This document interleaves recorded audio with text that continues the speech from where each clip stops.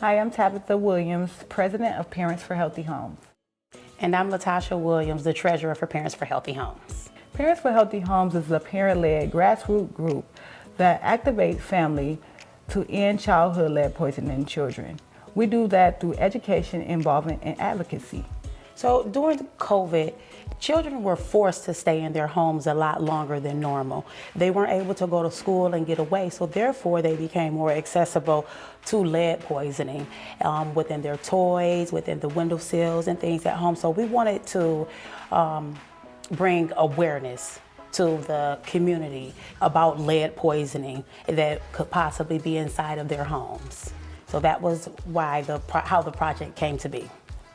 So we wanted to take preventative measures. A lot of times we are reactive after the situation, but we wanted to do things that was preventative in a safe way because we did have to acknowledge that COVID still existed. So how do we do that? We thought about creating this kit that was easy and simple to follow that parents could take on and keep their kids safe.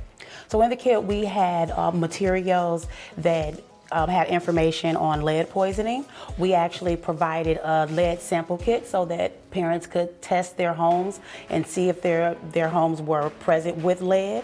We also gave information in the kit to where if there was lead found in their homes, of resources whom they could contact. Also, we had lead safe cleaning hazard tools. So there's a proper way to clean lead in the home. So we provided mop buckets and mops and instructions to show families how to keep their homes safe from lead, because lead does live in paint, but our issue here in Grand Rapids, Michigan, especially the high-risk areas like 49507 zip code, is the lead and the dust.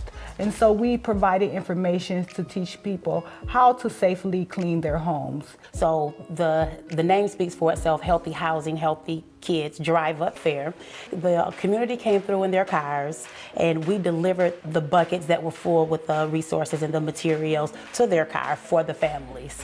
Inside the buckets there were also a lot of PPE equipment. Yeah. We made sure that those things was easily accessible and that we had enough for at least 150, 200 families. We heard about the Neighborhood Match Fund through other organizations who had previously used them. And I thought it was a great idea for us. It fit right in some of the things that we wanted to do, being a new group and needing some more financial support. We used the funds to purchase the mops and buckets and other things that we had in the kits. And how we matched those dollars is we used a lot of volunteer hours, because believe it or not, there was so many people in our community was amped up and ready to volunteer.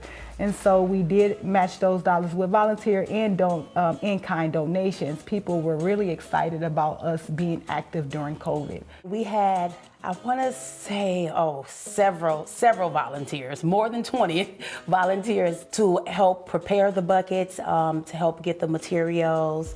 We also gave out, snack bags for the children, and we made leady coloring books for kids, because we always know that even though we're trying to bring awareness to the parent that's over the child, that we want to start talking to children early about lead and its impacts on our community. So we try to offer like educational books or coloring activities or games for kids that can identify some of the lead hazards to look for. And there was children too helping stuff the buckets. So there was kids helping stuff the buckets, and they were getting really a lot of energy going around that day. And it was just showing how a system works, and that we are all in this together. And so one thing that Parents for Healthy Homes practice is showing people their individual superpower.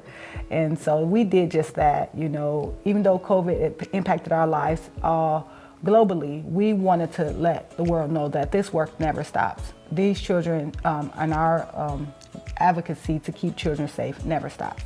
The Neighborhood Match Fund benefit as a community because we were able to offer all of this that was in that bucket. That bucket was worth about $125 per bucket, and we were able to offer that for free with the Neighborhood Match Fund. So with those that financial support, we were able to bring community together, and we were able to get community involved, bring community awareness, and be able to do all of this for free and safely. And so I would recommend that community reach out if you don't know about the Neighborhood Match Fund, because you live here and it's for the community. It's for people that live in Grand Rapids. And just to know, you may have a great idea. You may have an idea that somebody's been thinking of, they just don't know how to get it started. So I would definitely look into it and just know that your idea just may be funded. It may just be bring community together. And the number one thing I would say, just be encouraged. Be encouraged that there is help out there. There is people who support your ideas, people who want to go along, who will walk alongside of you with your ideas.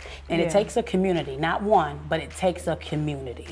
Yes, just doing it. Never thinking that your idea is too big or too small, and never think that community doesn't want that, because believe it or not, sometimes it's something we need it.